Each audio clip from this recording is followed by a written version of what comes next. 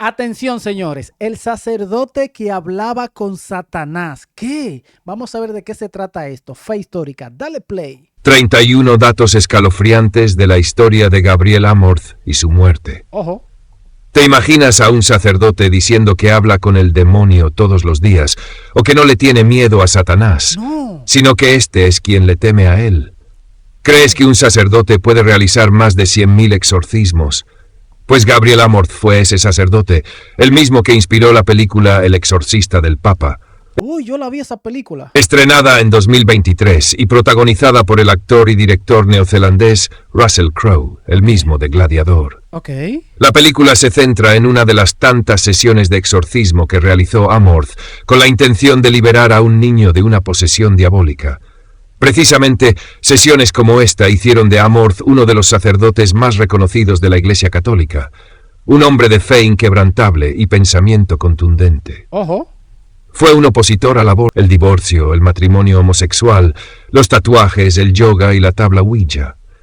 Vinculó todas estas prácticas con el mal, lo que llevó a muchas personas de toda Europa a buscarlo para ser exorcizadas y escapar de las garras de Satanás. Okay. Amorth fue un escritor prolífico sobre el tema del exorcismo. En su libro Un exorcista cuenta su historia, publicado en el año 2000, afirmó: una maldición puede tener su origen en cosas como maldiciones de parientes cercanos, un hábito de blasfemar, membresía en la masonería, prácticas espiritistas o mágicas, etc. Uy. Pero ¿cómo llegó a convertirse en sacerdote? Ajá. ¿Quién lo acercó al exorcismo? ¿Es cierto que realizó más de 100.000 exorcismos? ¿100.000? ¿Eran todos casos reales? ¿A qué edad falleció? ¿Cuál fue su legado? Ojo. Hoy responderemos estas preguntas y mucho más sobre el sacerdote que más exorcismos ha realizado. Realizó más de 100.000 exorcismos entre 1986 y 2016. De los más de 100.000 exorcismos que afirmó haber realizado, solo 100 fueron casos reales de posesión demoníaca. ¿Qué? En un momento de su vida, Amorth aseguró haber realizado más de 60.000 exorcismos, pero en 2016, poco antes de fallecer, mencionó la cifra asombrosa de 100.000. También señaló que en una sola mañana podía atender hasta 80 casos. ¿Qué? 2. No le tenía miedo al demonio. Uy. Hollywood ha hecho del terror y del exorcismo un tema fascinante para los cinéfilos. De hecho, el padre Gabriel Amorth era fanático de la película El exorcista, 1973, una de las más famosas sobre enfrentamientos entre sacerdotes y fuerzas demoníacas. Ay. Décadas después del estreno, Amorth concedió una entrevista a William Friedkin, director de la cinta, en la que afirmó algo escalofriante. Ojo. El demonio no me da miedo. De hecho, él me teme a mí. No. Con su característico humor, añadió: Sacando la lengua, ¿ves? ¿sabes por qué me tiene miedo? Porque soy más feo que él. No. 3. Cambió de lugar para hacer exorcismos por los gritos de los poseídos. La famosa iglesia de la Escalera Santa en Roma fue el lugar donde inicialmente realizaba los exorcismos. Oye, gritaba mucho la gente, oye.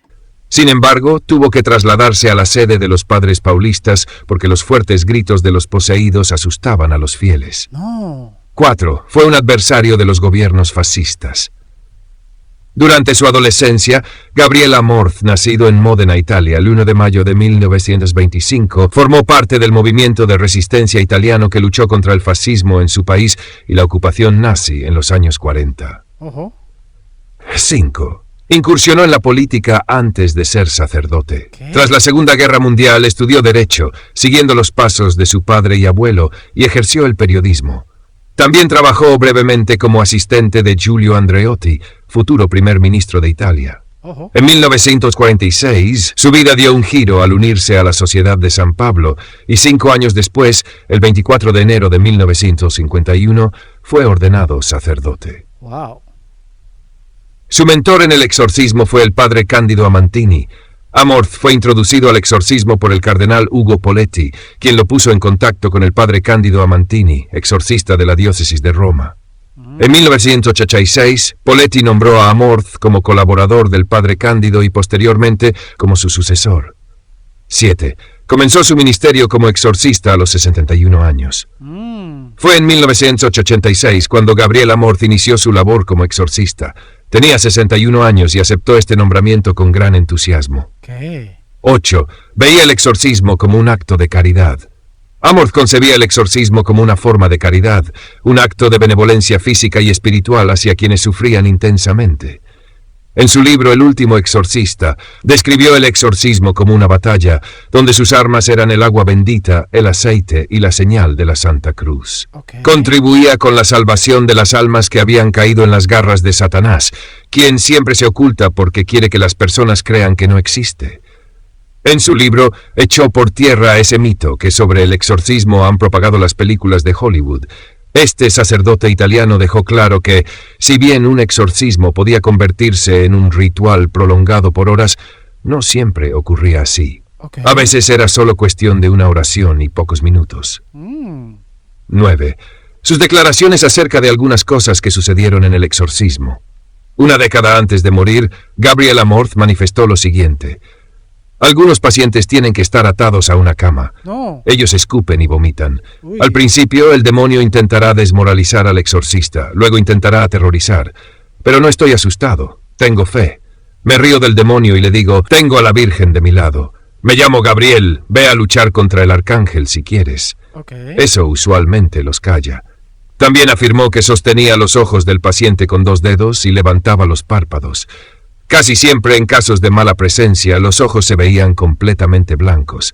Incluso mencionó haber visto a víctimas levitar. En una ocasión, un niño poseído levantó con su cabeza una mesa bastante pesada. ¿Qué? 10. Los pacientes más difíciles de curar.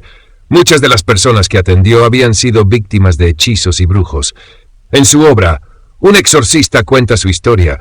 Manifestó que los pacientes más difíciles de curar eran aquellos afectados por los hechizos más poderosos. Entre estos hechizos mencionó la macumba, muy popular en Brasil y con raíces africanas. Macumba. También afirmó haber conocido a personas víctimas de brujos africanos. No. ¿Por qué pensaba que el exorcismo era necesario? Para él, el exorcismo era necesario cuando la razón no podía explicar ciertas cosas, pero la Biblia sí podía hacerlo. En el Nuevo Testamento hay más de 20 referencias a Jesús expulsando espíritus. Cabe aclarar que el exorcismo no es exclusivo del catolicismo, sino que también se realiza en otras denominaciones cristianas. Fundó la Asociación Internacional de Exorcistas. Gabriel Amorth y el padre René Laurentin fundaron la Asociación Internacional de Exorcistas en los años 90. Amorth fue presidente de la asociación durante 10 años y en 2014 esta recibió la aprobación de la Santa Sede. Actualmente cuenta con 800 exorcistas y 120 auxiliares. Además, organiza una conferencia bianual sobre exorcismo. 13. Personas de toda Europa acudían a él. Su labor como exorcista lo convirtió en un referente para creyentes de toda Europa. Según el medio All That's Interesting, el número de personas que buscaron su ayuda podría ascender a decenas de miles. 14. Afirmó que buena parte de quienes lo buscaban necesitaban más un psiquiatra que un exorcista. Amorth dedicó 30 años al exorcismo. Admitió que el 98% de las personas que acudían a él necesitaban un psiquiatra y no un exorcista. No. De todos los casos que atendió, solo unos 100 requerían un exorcismo real. 15. ¿Cómo sabía si un caso tenía verdadera influencia satánica? La única manera de comprobarlo era a través del exorcismo. Según Amorth, un exorcismo innecesario nunca hacía daño a nadie. Sin embargo, algunos lo consideraron una actitud arrogante hacia la práctica. Arrogante. Existen ciertos signos que delatan una posesión demoníaca.